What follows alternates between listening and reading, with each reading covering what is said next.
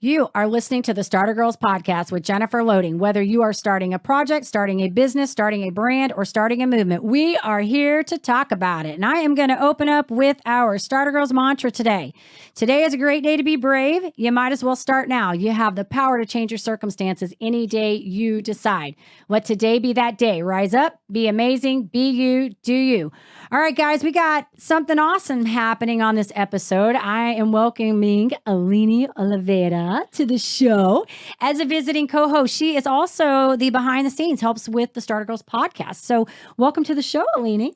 Thank you so much for inviting me. Yeah, and she's also a rock and real estate agent here in the Dallas area. So we're super excited to have her on the show. Isn't she beautiful? So people that can see the video can see this. So the rest of you just have to trust us. You just got to trust me on this one. All right, and I'm super excited to welcome our guest to the show today, Steven Capsuto. Super excited to have him here. Hello, Steven. How are you? How are you doing? Great, great. So I'm going to tell our listeners a little bit about you real quick, and then we're going to jump right into this and start talking about what you got going on over there. All right. So Steven is the author of Alternate Channels, Queer Images on 20th Century TV. I'm super excited to talk about this. He began researching sexual minority images on television in 1987 while volunteering with a lesbian and gay crisis hotline. He's given countless video illustrated lectures about televised LGBTQ portrays. He oversaw the GLBT Library Archives of Philadelphia. He received his BA from Rutgers University, and he currently resides in New York. Am I correct, Steven? That's all correct. Yes. Awesome. Where he has a translation and language services business. Am I right there? All right. Correcto. Welcome to the show. We're super excited to have you here today. Thank you for inviting me. This is fun. Awesome. Awesome. All right, Steven. So I want to jump right into this really quick. I want to talk about this project because this has kind of been a long thing for you here. How did this all come about? Tell Lainey and our listeners here, how did all this come about? Well, the first edition came about back when I was a student. I was volunteering with an LGBT crisis hotline. And, this was back when most LGBT people were in the closet. And we were invisible not only to society, but to each other. And so there weren't a whole lot of images out there. And we got a lot of calls at the crisis hotline from LGBT teenagers who were contemplating suicide. They said, I think I might be gay, and I'm, considering doing that. And we would ask them, what do you think, gay people's lives are like? And they would always say, I only know what I see on television. And that sort of got me thinking, well, what kind of images are out there on television? Because, this is before the internet. Television was the main way people got information about the broader world. So I started researching it, and I thought, well, maybe I'll find enough information to write some magazine articles or newspaper articles. And 11 years later, it was a 500-page book. Wow. So the first edition came out in 2000, and I spent much of 2019 refact-checking the whole thing for the 20th anniversary edition and adding photos. The original publisher decided at the last minute not to use photos, and the new edition has about 100 photos. Wow. I'm impressed that you just, the amount of... the tenacity that would have gone into just working on that for as long as you did, because so often we, when we're doing things, we want to see our results. We want things to come to fruition quickly, and so to be able to work on something. I mean, I wrote a book and did it in 5 months, and it's not that long. I know your book is big. I did it in 5 months because I couldn't do it for that long. I got to get it out there and be done. It wasn't really that I was trying to have it out by a certain time to meet something. It's just really, that's my span. That's how I am. And I do have tenacity, but this is incredible because you did this for a really long time. I mean, worked on this for a really, really long time. So, I think this is so neat, and it's interesting how this all pulled together. So, when you were coming through this, did you find that there was a lot of resistance in this? Because we're talking about, you started this in the in the 80s, or not so much. Not so much resistance. I mean, the 80s was. I mean, you have to think about the history of the gay rights movement. Pre the merger, right? Because there was the trans rights movement, there was the gay and bisexual rights movement, and then in the 90s and 2000s, we started working together. But in the 70s, 80s, it was, two movements. The gay rights movement started in 1950, took off in a bigger way around 1969, 70. So by the time I came on the scene, the movement per se was there. But what was changing was there was finally an interest in our history, because a lot of our history had been buried over the years, So I came along at just the right time when publishers were interested in gay history, and there was starting to be more visibility of LGBT characters on TV. Not a whole lot, but some. And when I started going I was working right near the Free Library of Philadelphia, so I would spend my lunchtime in the periodicals room doing research, going through, this is pre-internet. So it was, going through the Reader's Guide to Periodical Literature and the New York Times Index and all these other indexes. And I remember the librarians saying, you're not going to find anything before the 70s. And of course, I found a lot of stuff before the 70s. The first chapter of the book is actually about before television, when radio was where you had sitcoms and soap operas and westerns and all that. And I found a fair amount of material from then. So. Wow. I know. And you're talking about, as you're talking about, before internet, I'm sitting here and I'm thinking about when I was in college and we didn't have, and Chris over here, my producer guy, probably will know about, can relate to this too. We didn't have internet. So we had card files and books and Dewey Decimal Systems. And we had to type our papers on typewriters. And, it's so funny because I used to have one of those I don't know if it was a Microsoft, it was one of those Xerox, like typewriter printer things that had a little screen about this big on it. Because my mom owned a secretarial service back when they did all that stuff. And I would type these papers up and I could only see this little bit on the screen. And so every time I would type a paper, I'd have to print the whole thing out. I'd have to do the edits, go back and change it through the computer, the little typewriter computer, print it again. There was none of this, let me right click, move. And there was no Grammarly. Yeah. There was none of that stuff. So I'm thinking about this when you're talking about this, how so much has even evolved in your book. And having to get on, a lot of the research, I had to get on trains and planes and buses and go to where the materials were. And if I had, if the book had come out even 2 years after it did, it would have been so much faster. I wouldn't have had to have, gone places as much. So but it was fun. Yeah, I was going to say, Winnie and I probably both want to know this. Where are some of these places that you got to travel to? Where did you go to? I went to exotic Ithaca, New York, to Cornell University, which has the office files from the organization that the networks used to go to consult when they were, because the idea was, again, we weren't visible, right? So even if there were gay people working at the networks, they probably weren't all that out of the closet. So the policy was, in the 70s, in the early to mid 70s, most of the gay characters, even, LGBTQ characters in general, on primetime dramas were serial killers or child molesters or terrorists. It was this horrible period from about 73 to 75.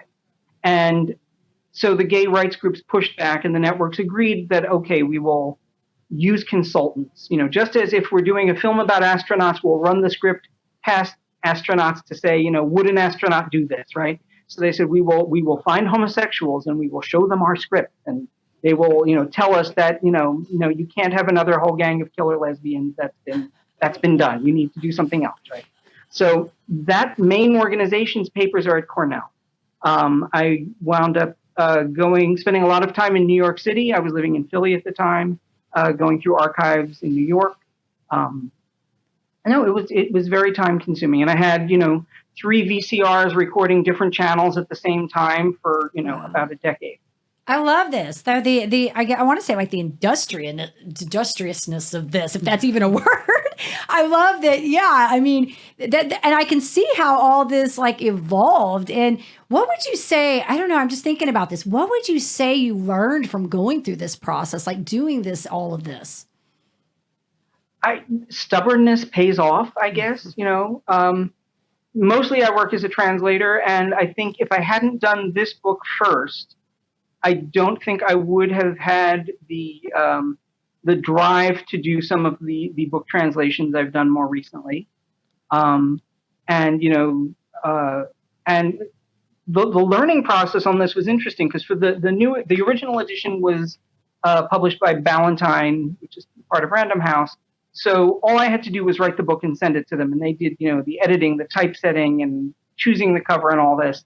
So the new edition I put out myself. So I wound up having to design the cover, do the page layouts, find the photos, bring them into Photoshop, fix the contrast and the brightness. So that now I now do other things that are, where I'm doing that. It's awesome. Interesting. Yeah, and you do learn things by going through that. I mean, it's interesting how you're talking about how it's, impacting what you're doing now in your business. So, because that's what we find a lot of times is that, they always say like, you learn things by teaching others and doing the research, doing the work. And so that's why I wanted to ask you that, what you learned. But I love that you're recognizing that some of those things that you had to go through to get this project done are actually impacting what you're doing today. So I love that. And yeah. And so in this translation business, is that what you do? You translate books or what? Tell us what you do with that. Most of what I do on a day-to-day basis is practical documents. So today I was translating somebody's hospital charts. And I do a lot of pharmaceutical translations, clinical trial documentation, but also business translations. And then every so often I get something really interesting and different. So there's a publishing, I think Yale is putting it out. It's a multi-volume collection of Jewish historical texts going back 1,000 years. Yeah. And so I got to translate like legal and accounting documents from a Jewish community in 15th century Spain from Judeo-Aragonese into English, which was kind of, a nice change from medical charts. Yeah, I can imagine. Very different. So It sounds kind of interesting. Just, I mean, I don't know that I've ever, when you talk about that, I don't even know that I've ever had anybody on here that does that. So that's different. I mean, that's completely a different thing. Yeah. So, and it's hard to get bored as a translator because the subject matter changes constantly. So one week I may be doing a stage play, then a lingerie catalog, then the annual report of a power company or something. I love that. That's so interesting. Yeah, you can't get bored, I guess, right? Yeah. Yeah. So and it's constant research. You're always learning. Yeah. Go ahead, Aline. So my first language is Portuguese. English is my second. And sometimes when I'm working, somebody come talk to me and they speak in Portuguese and I have to take a break. Like, wait a minute, let me switch my, my brain. Yeah. Let me go back to Portuguese. To change the chip. Yeah. And so how do you do that with all these different like terms, like from legal to all the lingerie? It's not, well, and I'm working in, I think 6 language pairs. So it's always, Wow. So Monday I was translating from Portuguese and today was Spanish. And I think I have a French job coming in tomorrow. So it's sort of That's amazing. Always, it's with documents, it's not hard. But I find sometimes I'll be in a place where people are talking a bunch of different languages and somebody will say something to me. And I know what they said, but I can't always remember what language they said it in, and then I don't know what language to respond in. So it's a little confusing. I'm thinking Google Translator. Where are you? I know that word. I just don't know which language you're talking. That's quite a problem. Yeah, well, I remember I was in a hotel. I can't even remember where it was. It wasn't in the U.S. And it was a place where people spoke a few different languages. I think it was like on the border between Spain and Portugal, and the elevator door opened and I know somebody said to me, is the elevator going up or down? And by the time I went to answer, I realized I didn't know what language they had asked it in. So I just I pointed. That's so funny because once my husband and we went to Brazil together and we're in Rio doing a bunch of tours all over the place. And there was a huge group of people from Venezuela and Peru, and they all speak Spanish. And so the guide was speaking Spanish with all the older people in the bus. And he was looking at me and expecting me to know. So I was just like trying to understand and then talking to my husband in English, everything he was telling me in Spanish, but I don't speak Spanish. You don't speak Spanish? So my husband was looking at me like, who are you? Like, I had an experience like that. I was in Lisbon with my parents and my brother, and we were in the little like hotel cafe, and the guy behind the counter was talking to me in Portuguese, and I was mentally translating it into Spanish because I didn't really know Portuguese that well back then. And then I was telling it to my dad in English. And so he was explaining to me in English, and then I was explaining in Spanish to the guy what my dad wanted. And someplace in the translation, things got very messed up. Oh, my goodness. So, Steven, I want to know, how many languages do you know then? I want to know that too. The ones I speak fluently are English and Spanish. Okay. I have a strong reading knowledge of so I translate into English because you always translate into your native language, sure, which avoids embarrassing problems.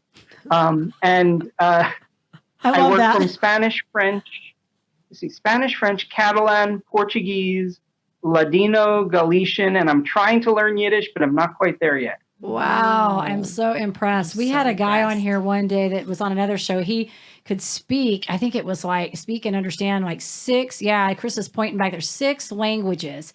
I'm like, man, I can't, I took French for 5 years, between middle school and high school. I went all the way up to my junior year. I can understand some of it if I look at it. I don't know that I could speak it. I can say I can ask to go to the bathroom in French. That's only because my teacher, my teacher used to make us ask it. So we got that in there, but that's it. I mean, that is it. I was so impressed. So I am impressed that you can actually, translate from those, because it's hard to keep up with all the different, the verbs and the. Yeah, I only know 2, and it's hard. Yeah. But I heard that after like the 3rd or 4th one, it's easier to like assimilate the learning. Well, I'm sort of cheating in that, except for Yiddish, all of my foreign languages are just like, basically bad Latin. I love that. That's great. Well, and what you said, I'm over there, is that like what they say about kids? By the time you get to a certain number, it doesn't matter anymore, right? Like you have, I'm like, you get past 1, you got this 2, you just have 10 at that point, you got it all figured out. I love this. So, Steven, who would you say has been your greatest influencer through all this?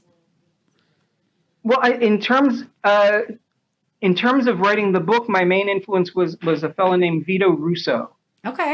Who wrote a book about gay images in cinema that was called The Celluloid Closet. It was made into a documentary. And he unfortunately died 30 years ago at the height of the AIDS crisis. But he accomplished so much in his life. And about 9 months before he died, I saw him give his lecture where he would come into a classroom, into a lecture hall. He would bring like an hour of clips starting with sort of queerish images from early silent cinema and go right up to the present and talk you through the social history, how, the status of queer people has changed in society over those decades. And he used movies as the window to look at that change.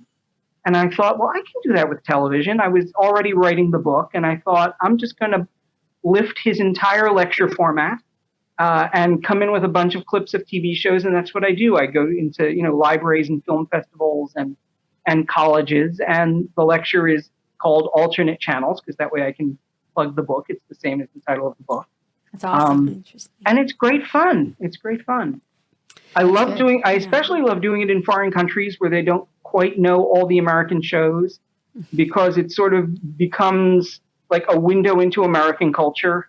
And they ask really good probing questions about, things that are maybe a little screwed up here from their standpoint. I love that. What were you going to ask, Aline? Did you have a question? I was just thinking, like, in the beginning, you mentioned that a lot of people, they never came out of the closet, right? You used that term. And it reminded me when I was a kid, my uncle, he was the best. I came from a very, very small town. And my uncle was he was a teacher for like 2 or 3 different grades. And he was like a math master. And then he had like biology master. And he was a really smart person. And he never came out. And everybody in the family knew. And he passed away a couple years ago. And it was always like bothering me, the fact that he had to say something, He was just being that amazing person. And now that I talk to my young friends, they're like, oh, yeah, I came out when I was, in my 20s. I was like, what? But what is the need? Like, I think, part of what's changed is like when I started this project, homosexuality was a crime in most of the U.S. states, right? More than half. It was a felony. You could go to jail, or be fined.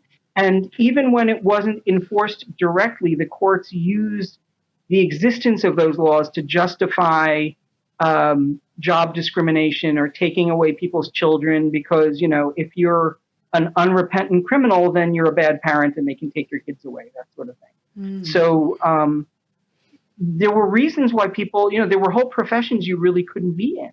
It was, there were all those horrible stereotypes that we supposedly were like a threat to children and all that. And, so there were reasons, certainly good reasons why some people felt they couldn't be out.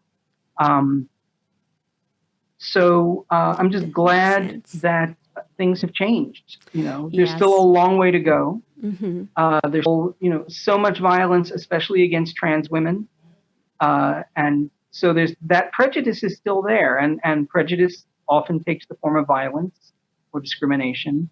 And I think one of the things that helps, television portrayals aren't as important as they were because now we have the internet, right? So it used to be if you were, I'm taking the example of somebody specific who I have in mind. If you were a 15-year-old lesbian in rural Georgia in 1992, what did you have to tell you what it was like to be gay? You had, your preacher preaching hellfire and brimstone at church. You had whatever you could see on TV. And I knew a teenage lesbian around then who got her first modem and was able to go online. And it wasn't the internet yet. It was, what did they call them? BBSs, bulletin board systems, where you would, type your message. You would dial in to a specific computer, and your modem would make that fax machine noise. Yeah, I remember that. You would connect and download messages and upload and then hang up. And if anybody rang your phone, you would lose your connection. It was all very early. But I know that woman said that changed her life, right? That to be able to, for 15 minutes a day, converse with actual gay people elsewhere in the U.S. and know that they had lives and they had jobs and family who talked to them, which she wouldn't have had without the internet. So pre-internet or pre-online, television was a big deal. That was how we found out about the broader world. Wow. And I think, again, today, I think maybe lesbian and gay visibility on TV isn't as important because there's so much of it. But trans visibility is hugely important because a lot of people, think they don't know trans people, or they have, the ideas about trans lives that came from older movies and older TV, which, didn't really do justice to their lived experience. Yeah. Awesome. Wow. Thanks for sharing all that, Steven. Oh, thank you. Yeah, wow. All right, so we're going to switch gears on you just a little bit. I'm going to ask you some fun questions so we can kind of get to know you. All right, so, Steven, let's see. Are you a morning or a night person? Oh, I'm a night person, which is a problem because my partner is a morning person. I'm a morning person. I think Aline's a morning person too. We're like up early in the morning, ready to go. So I always love asking this question. It's kind of fun to see who are morning. We know who to call in the morning, Steven, and who not to call. That's what I say. We won't be calling you in the morning, right? All right. Are you a cat or dog person? Oh, I like both. I don't want a pet, but I love other people's cats and dogs. It's making me think of the with grandparents always say about kids. Like the grandkids are like they can send them home. They love them back. So I like both too because I got both, and both of us, Aline and I, both got new puppies recently. So we were just sharing notes right before we got on with you about our new puppies. So, but I do have cats too. So, and we have rabbits, and we have a gecko. I talked about that, the gecko that came back from the dead. So we have a lot of stuff going on. Yeah. All right. What would you say is your favorite food? Ooh, favorite food. Well, right now, my favorite food this week is my partner has started making it's a tahini mango ice cream that is just so darn good. And I'm glad he doesn't make too much of it at a time because I would just plow through it, Tell him to ship the dollars. We're gonna try. Lady, what's your favorite food? Oh, my favorite. Oh, I don't have one. You don't have one? I'm like seafood person. If I see it, I will eat. That's good.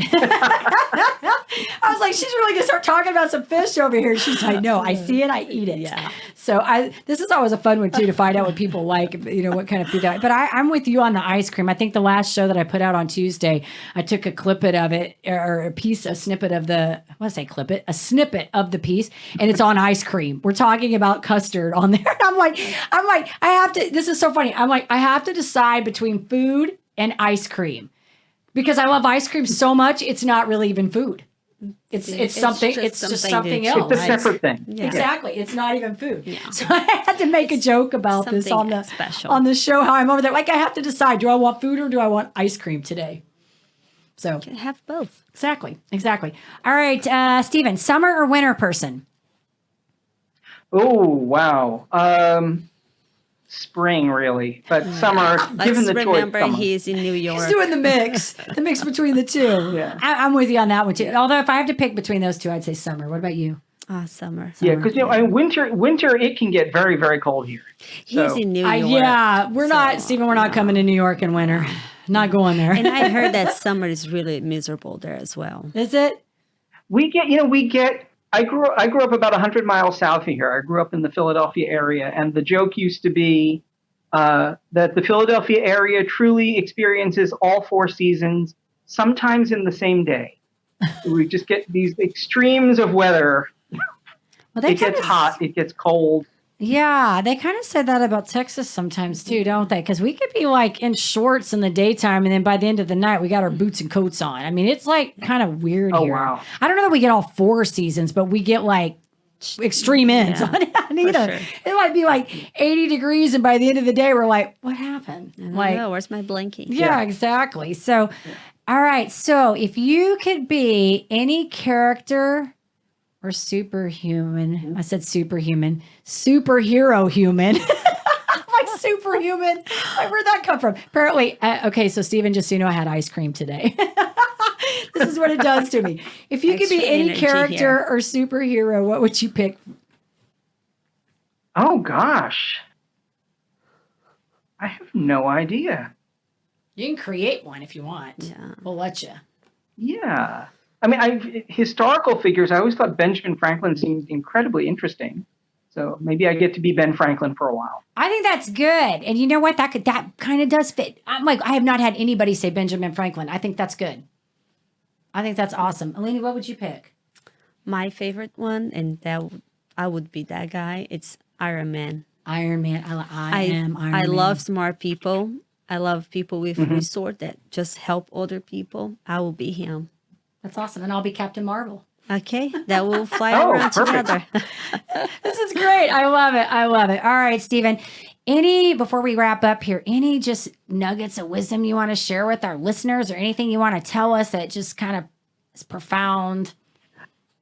I think just if there's a story that you think needs telling, tell it. I saw that there was this need to try and document how bad things were in terms of queer images on TV at that time, so that we could then address the problem and try and change it, right? So I think look for things that need fixing, see if you can fix it, and if the story needs to be told first, tell your story, tell your truth.